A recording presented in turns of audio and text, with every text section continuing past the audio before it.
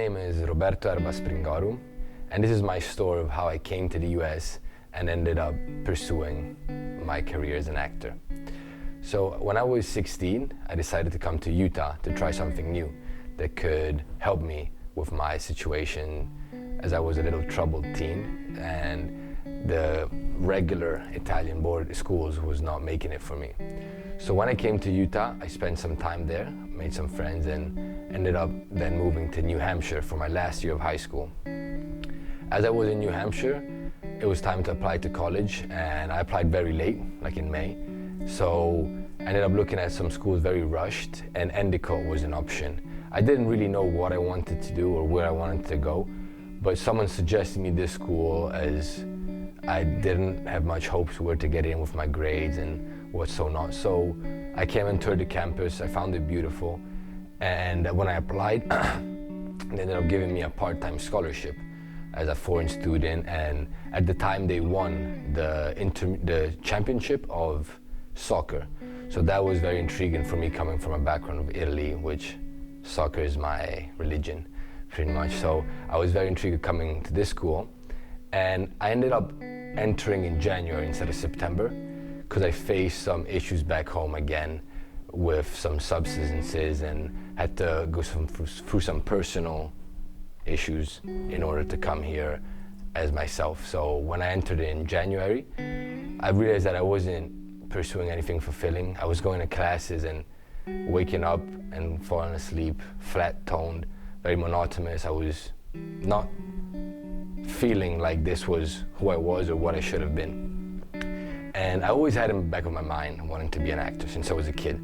My grandma and my dad, they always motivated and pushed towards the artistic side. I'm very creative and have a lot of energy and ADHD, and the fields where I would excel in school were either PE or drama. And when I was a kid, I remember the first time I saw someone acting or lying was my dad, and it was me, my brother, and him on our motorbike to go to the cinema. And my dad passed through a pedestrian area, and we were free on a bike, which is illegal. And a policeman saw us, and when my dad realizes this couple was coming over, he turns back at me and says, "Fake that you're sick and just go along with my story." So when the cop comes, I was so terrified I started crying and saying my tummy hurts, and I started hiccuping. And then I see my dad handling the situation and speaking of how my brother was too young to stay home alone and we're going to the doctor and so on. And the cops just let us go to the cinema. And then we all started celebrating on the bike with no helmets, and it was a very intense moment. And that moment I realized like how much characters can bring you in and out of trouble. And I was amazed since a very young age. And then in Turkey, we have a family house where my parents grew up, my mom, because my grandpa was working there for a while, and he designed this house when he was in his 50s. And every summer we spend at least 2 months there. And all my family, they're lazy Italians, and after they eat, they decide to have a siesta.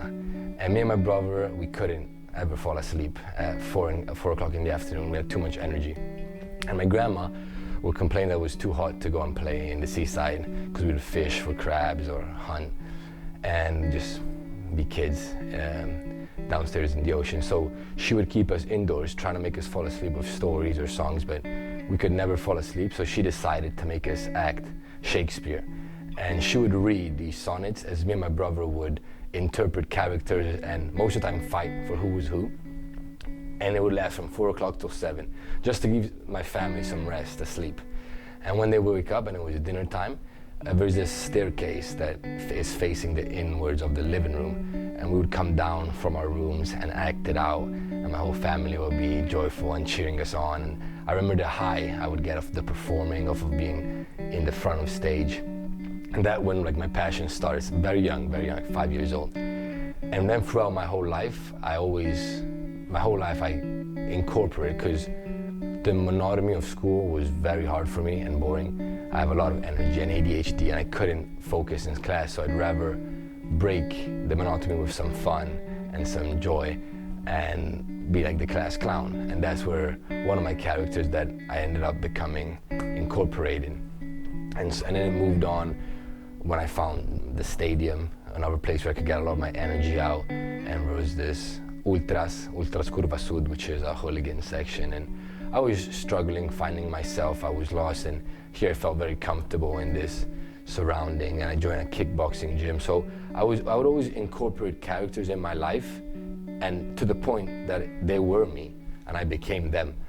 And it was very dangerous because that combined with drugs and alcohol at a very young age made me derail a lot. I ended up getting expelled by many schools, suspended, I don't even know how many times, internally and externally, and got in much trouble with the law. And that's when I was sent to Utah. I came and I went initially to a wilderness program in Utah for 10 weeks without knowing how much I was going to stay there, with a backpack. Everything I had was on my shoulders, and we would hike every day, no technology, poop like in a hole that we had to take, no showers. I didn't shower for 10 weeks, and it was very gross. Learn how to do fire with a stick, some stones, and a rope and a bow. And there I worked on myself and discovered a lot of my inner demons and so on. And from then, I've just kept evolving and blossoming thanks to the support and structure they have in Utah and all the therapy I went through. When I moved to Boston and I came to college, I'm a very social and extroverted person, and I was planning on making a lot of friends and getting comfortable, but since I got expelled and moved so many times schools, I got comfortable with making new friends and very good at it. I could be placed in a social situation, and within a couple of weeks I was part of the group. When I came to America though, in Boston, the college, I was sober, and the main way of mingling within males in America is partying, drinking, and a lot of alcohol.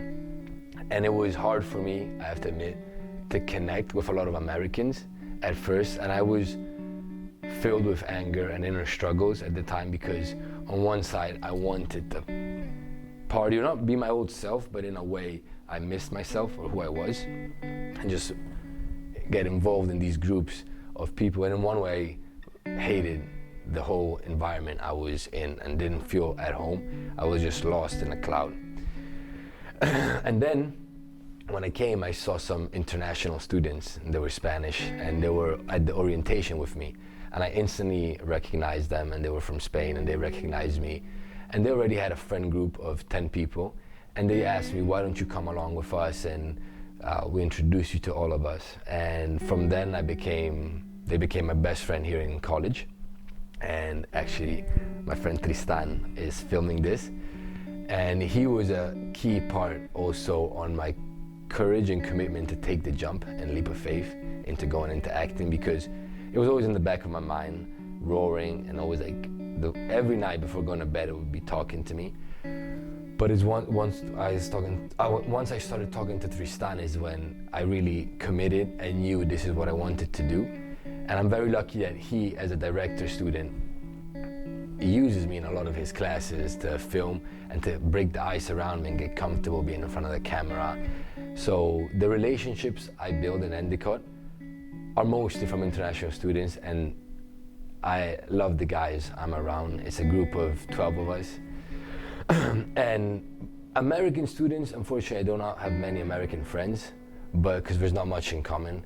And my whole background coming from where I've been, when I come here, and it's just mentally we're in different places, and it's very hard for me to find a meaningful connection which doesn't involve drug and alcohol, because I'm 1.5 years sober and I cannot put that on the line.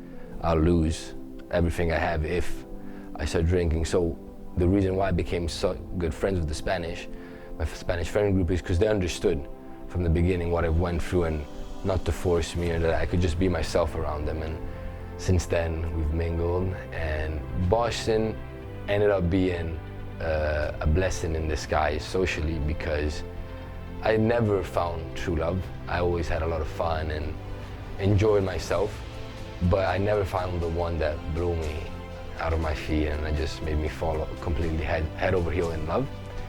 And this winter break, luckily, I found the one, and I swear I'm gonna marry her. Like, I'm 20 years old and I know she's the one. I wanna put 2 babies, have like horses and dogs, and I'm super excited.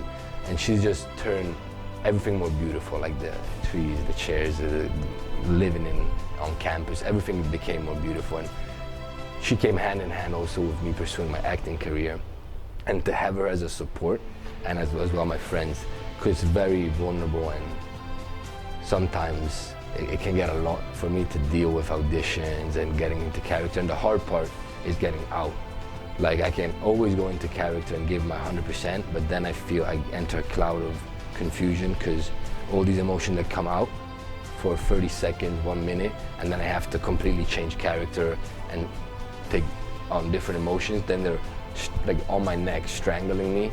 So I'm trying to learn how to switch off faster, and having her by my side with my Spanish friend that they understand me, it's been like a blessing.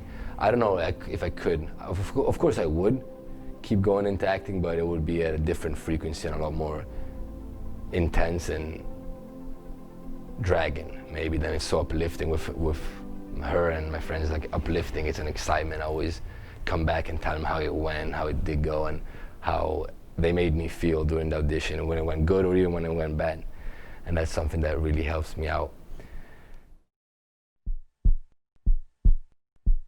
And action.